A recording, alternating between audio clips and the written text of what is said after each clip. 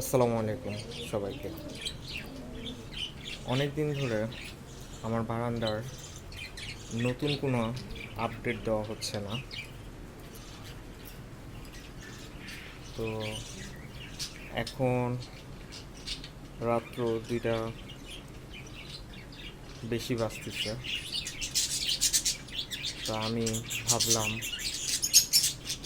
যে আজকে একটা আপডেট দেওয়া যেতে পারে, কারণ আমার বারান্দায় আমি নতুন কিছু গাছ আনছি।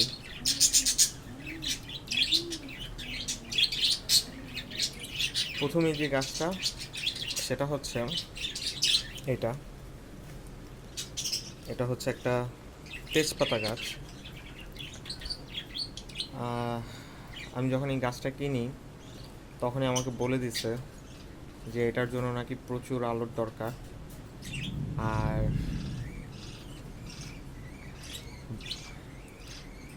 বাহিরে বৃষ্টি হচ্ছে।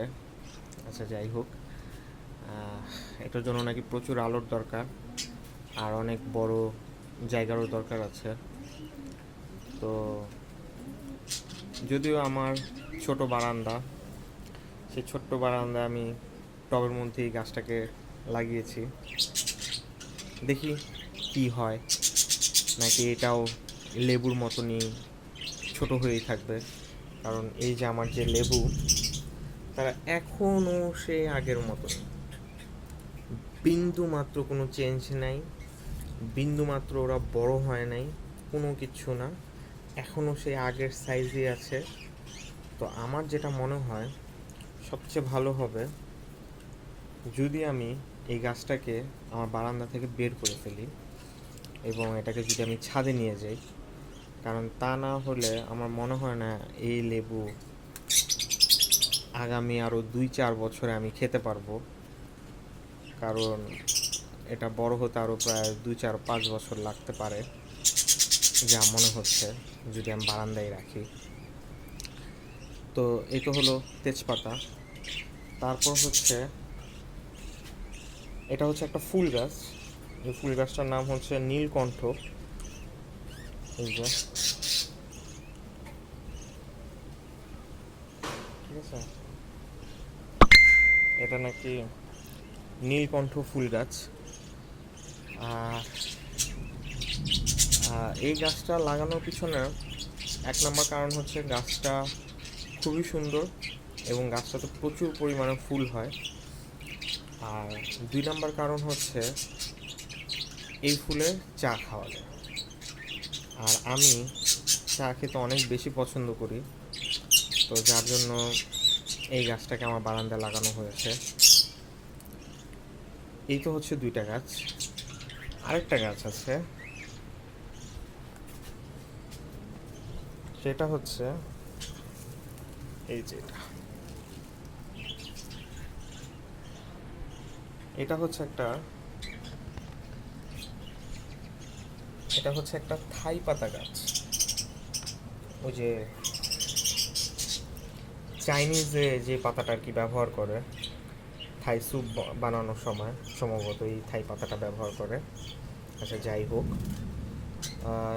তবে এই পাতার গাছটাও লাগানোর আরেকটা প্রধান কারণ হচ্ছে যদি রং চার মধ্যে এই পাতা সামান্য পরিমাণে দেওয়া হয়, তাহলে চায়ের যে একটা স্মেল, সেই স্মেলটা অসাধারণ হয়ে যায়, মানে খুবই ভালো লাগে।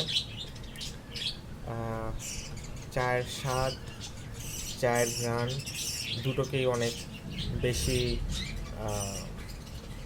অসাধারণ করে ফেলে। তো টোটাল আমি এই একটা গাছ, আর হচ্ছে ওখানে একটা তেজপাতা গাছ এবং একটা নীলকণ্ঠ গাছ, এই টোটাল আরও 2টা গাছ আজকে আমি বারান্দায় আনলাম। আর আমার যে অ্যারোমেটিক জুই যে গাছটা আছে, এই গাছটা মাশাআল্লাহ বিশাল বড় হয়ে গেছে। এবং আমি আগে জানতাম না যে এই গাছটা কী ধরনের গাছ। এখন দেখতেছি এটা হচ্ছে লতানো টাইপের গাছ। মানে গাছটা আস্তে আস্তে, এই যে, আস্তে আস্তে সম্ভবত আমার বারান্দা পুরোটাকে কভার করে ফেলবে, এমন অবস্থা সম্ভবত। যাই হোক, যদিও এটাতে এখন পর্যন্ত কোনো ফুল হয় নাই, ওই কেনার সময় যে কটা ফুল ছিল, কিন্তু নতুন করে আর কোনো ফুল হয় নাই। তো দেখি এখন কি হয়, আল্লাহ যদি বাসায় রাখে দেখি। কারণ এটা যেহেতু অ্যারোমেটিক জুই, তো ঘ্রাণ তো হওয়ারই কথা। এই তো হচ্ছে আমার গাছের কথা বললাম। এবার আসা যাক, আমার যে গত শুক্রবারে আমি যে ককাটেল জোড়াটা কিনেছিলাম, এই ককাটেলের এটা হচ্ছে ছেলেটা। ওকে সারাদিনই আমি খাঁচার মধ্যে দেখি ঘুরোঘুরি করতে একা একা। আর ওর যে মেয়েটা অন্ধকার, দেখা যাচ্ছে না, আচ্ছা যাই হোক, দেখা যাচ্ছে না। ইনশাল্লাহ কোনো এক সময় দিনের বেলার ভিডিওতে আমি দেখাবো।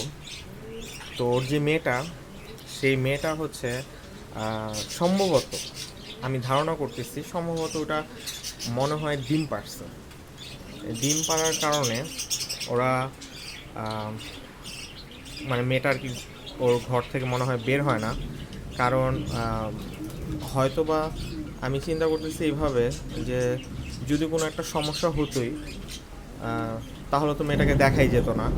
কিন্তু না, আমি প্রথম একটু ভয় পেয়েছিলাম, ভাবছিলাম যে হয়তোবা মেয়েটার কোনো সমস্যা হয়েছে। পরবর্তীতে দেখি যে না, মেয়েটা বের হয় এবং মেয়েটা টাইম টু টাইম খাবার খায়।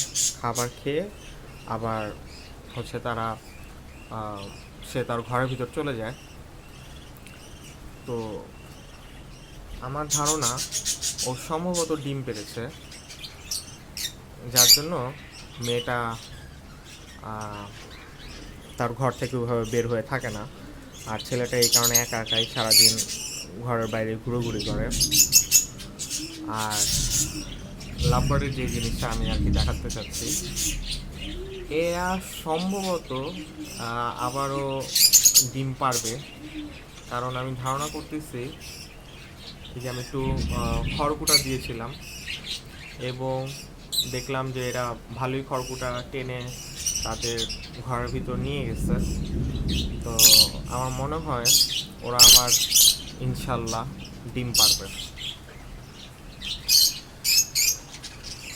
তো বাহিরে বৃষ্টি শুরু হয়ে গেছে পুরোপুরি, এবং আল্লাহর রহমতে ভালোই বৃষ্টি হচ্ছে। মানে আজকে রাতের ঘুমটা অসাধারণ হবে, শান্তির একটা ঘুম হবে ইনশাআল্লাহ।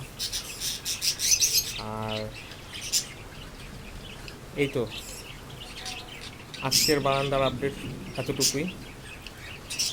সবাই আমার জন্য দোয়া করবেন এবং আমার পাখিগুলোর জন্য দোয়া করবেন আল্লাহর কাছে।